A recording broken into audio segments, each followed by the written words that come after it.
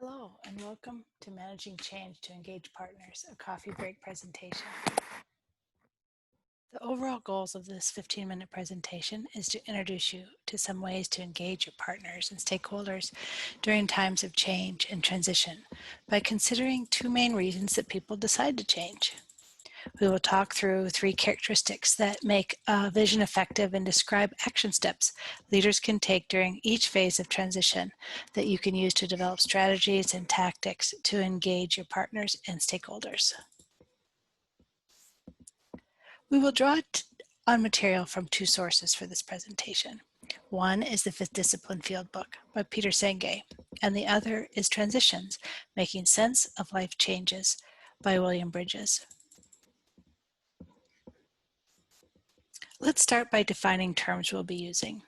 Partners are those people and organizations who have a direct interest, involvement, or investment in something. For leaders, your partners might be, for example, board members, funders, volunteers, and collaborators. What does it mean to engage those partners? For this presentation, we will understand this to mean attracting and holding the attention of, gaining support, or interlocking in a collaborative effort. Do you ever find yourself trying to get and hold someone's attention? In the following slides, I will offer specific ways to help you succeed in truly engaging your most important partners. Let's clarify two more terms. There is a difference between change and transition. Change refers to the external observation. To change is to become different. That is, to pass from one state to another. Change is often seen or observed, whereas transition refers to an internal process. This is the period over which someone takes on new behaviors as an adjustment to a change. Transition is often an internal and individual experience and is often gradual and takes place over time. Think about change and transition with this metaphor of peaks and valleys. Each peak is a different place, yet it takes a journey or transition to get from one peak to another. We will refer back to this image as we continue through the presentation. As a leader, you are impacted by changes in the environment that surround and influence your organization. What are some changes that your organization has experienced recently? If the pandemic comes to the top of your mind, see if there are some smaller changes, perhaps in response to or because of the pandemic. A couple that come to my mind is a shift in our project delivery from in-person to virtual, and we need our partners to learn how to use new technology. Or we have a change in our revenue, and we're wanting to figure out new ways to generate income. With a change that your organization is experiencing in mind, what reactions are you observing or expecting to observe in your partners and in yourself, or perhaps your staff or colleagues? When reacting to or responding to a change, you may notice your partners, yourself, or your staff expressing grief, anxiety, stress. You may notice them being more or less available or responsive, more quick to be impatient, perhaps reticent or withdrawn, or perhaps even having difficulty following through on commitments. Or you may notice a higher energy level and expressions of hope and optimism. There are no right or wrong ways to react or respond to a change. The key to managing change and engaging your partners is to notice these reactions and understand what might enable your partners to take on new behaviors to transition.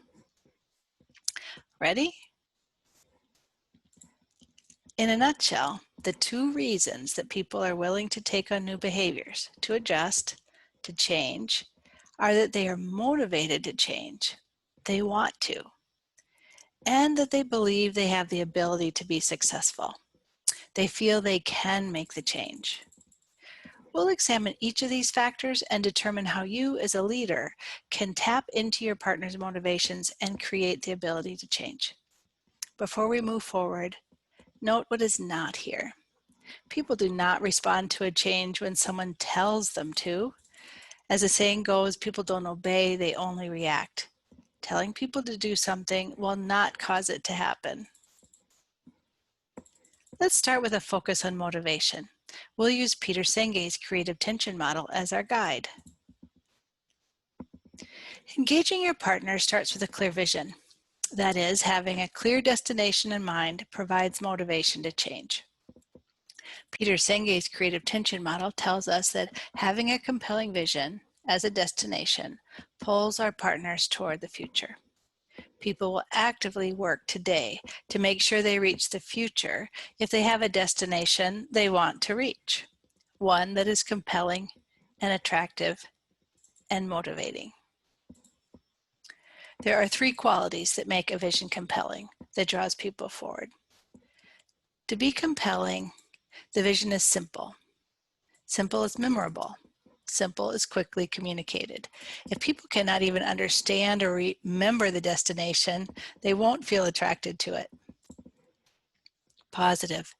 The destination should be described in positive terms. We will be, or we are. It is the opposite of, we won't be like that organization. And emotional.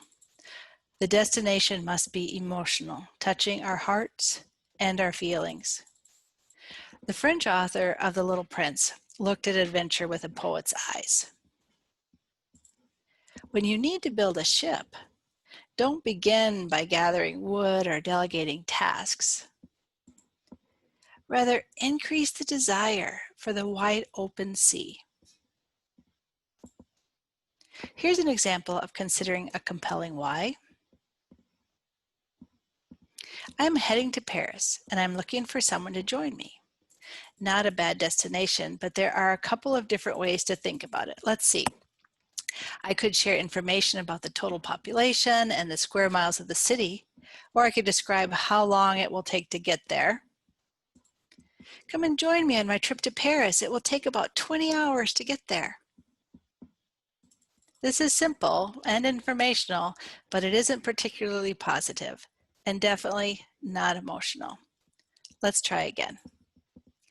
Let's come at this from a different perspective. When I consider the question, why would I want to go travel 20 hours to Paris? What comes to my mind? Seeing the Eiffel Tower and artists along the river, listening to music late into the night. These are images of Paris that catch my imagination in a positive and emotional way. How is this as a vision that pulls you toward the destination? Join me in an escape to the sights and sounds of Paris. Now let's consider how to find, how to describe, or articulate a destination vision, the compelling why. Start with describing the change your organization is experiencing or expecting. Perhaps this is an event, an initiative. For example, I mentioned earlier asking our partners to use new technology, or we have decided to add an extra fundraising event to our calendar to generate some extra income this fall. After you identify what the change is, then consider which of your partners you are wanting to engage. These questions may help you explore what is positive and emotional for your partner, such as what aspects are meaningful and exciting, what goals or burning issues are important to your partner. Where is the overlap and match between those two? Next, think about the ultimate result of your efforts. What is the impact if we are successful, and who will benefit? Then go for it. Write a sentence or two that describes the destination of your project or event. A destination vision is not written to include in a report. It is written to motivate your partner as you engage them to adjust to a change. It is a picture of the next peak in a chain of mountains. It is the image that catches the attention of your partners and pulls them toward it. It motivates them to engage with you. Using our Paris analogy, it takes hours in a cramped airline and waiting in lines to actually get to Paris. But if you keep the destination in mind, the journey has meaning and remains a motivator throughout the difficulties. People are motivated to change when they can see the peak. They are making a decision that they want to get there. In your role as a leader, you can provide a simple, positive, and emotional reason that will motivate your partners to change. The second reason people take on new behaviors is that they believe they have the ability to be successful. Back to our metaphor. As a leader of change, your challenge is to get your partners to transition from one peak of the mountain to the next. We're going to lean on work that William Bridges developed more than 30 years ago. It is also a tried and true approach and will help us consider how people change over time. Bridges refers to this as transitioning. Over the next few slides, we will be talking through his ideas to help people leave the first peak where they are comfortable and knowledgeable, then journey through the valley that is difficult and uncertain, and back up to a new peak. It is reaching this new peak where habits are formed and patterns become familiar again. A key in our thinking as leaders that wish to engage with our partners is to remember that although the organization may have experienced a change, it is the individual that transitions to new behaviors and ways of thinking. This is one of the key insights that Bridges shares with us. When a change happens, that is, when something is different, it is passed from one state to another. For example, there is an event that takes place, such as a new contract is signed, there's a new policy, a regulation is adjusted, a job is opened or closed, a project is started or stopped, a building is opened, a process is put into place. Then individuals transition to that new state. This transition can take place quickly or slowly, and every individual is on their own path, each person looking to transition from one peak to the next. Bridges identified 3 phases of an individual's transition: endings, neutral zones, and new beginnings. Transitions always start with endings. Bridges also makes clear that everyone goes through all of these phases. The key for leaders is to give your partners confidence that they will be okay and that indeed the next peak is attainable. Let's take a step deeper into Bridges' model to see what each phase looks like. You will use these visible signs as clues for better understanding your partners and where they are within a transition. To use Bridges' transition model, the key is to use insights on visible behaviors within each of the phases as clues to identify where individuals are within their own transition journey. The key takeaway from Bridges is to focus on the individuals when managing change.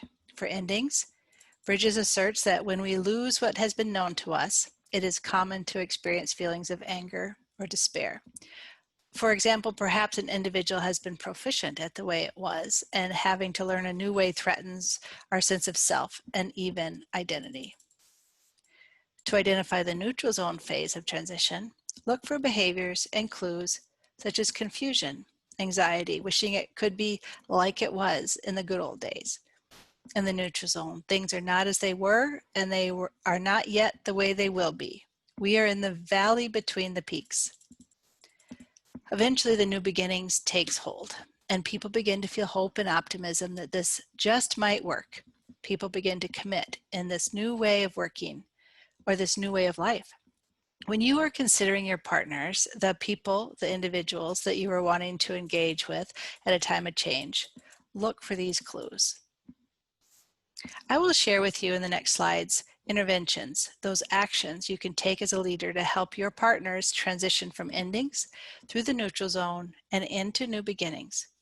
This is the work of helping your partners have the confidence that they are able to be successful within this change and that they will be able to reach the destination vision. During endings, acknowledge that losses are a part of the process. Sometimes just naming what is happening is helpful. Don't be surprised if people overreact. None of us is our best every day. Support them and avoid judgments. Give information that you have. If you don't have complete information, state that too. Identifying what is changing and what is not changing. For example, in transitioning to new video technology with virtual meetings, we are able to continue to see each other during meetings, and that is staying the same. Mark or celebrate the endings and always acknowledge that the way it was made sense for that time and place. If possible, allow people to continue some part of the past. In the neutral zone, or valley of despair, here's what you as a leader can do. Resist the impulse to push people through it. Rather, enable people to express or talk about what they are experiencing.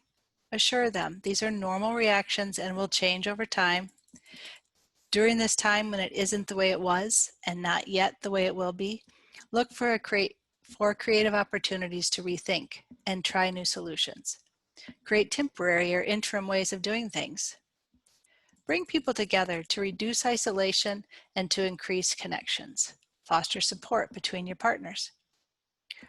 Realize that pushing too fast may backfire and make the process take even longer. During new beginnings, keep your goals high with manageable steps between them and celebrate early and often. Keep your mission or purpose and the destination vision forefront in your stakeholders' minds. Note when people try new things and reward their efforts with praise and encouragement, even if their efforts aren't perfect. Be open to reevaluation and course corrections as needed. It is not unusual for unforeseen circumstances to call for adjustment. And keep the process moving. Realize that each new beginning will eventually be the ending at some point. Ongoing change is normal. In a nutshell, remember these 2 ways to meaningfully engage your partners. Address motivation through the use of a destination vision to address the question, do they want to? And increase your partner's ability to feel that they can make the necessary transition by paying attention to each individual transition from one peak to the next. We all have lived through many changes and transitions, both personally and professionally, and we have many more in the days to come. In this presentation, you have learned some new skills and approaches that will help you on your way. Thank you for your interest in this topic of managing change and engaging partners, and good luck to you as you help your partners reach the next peak.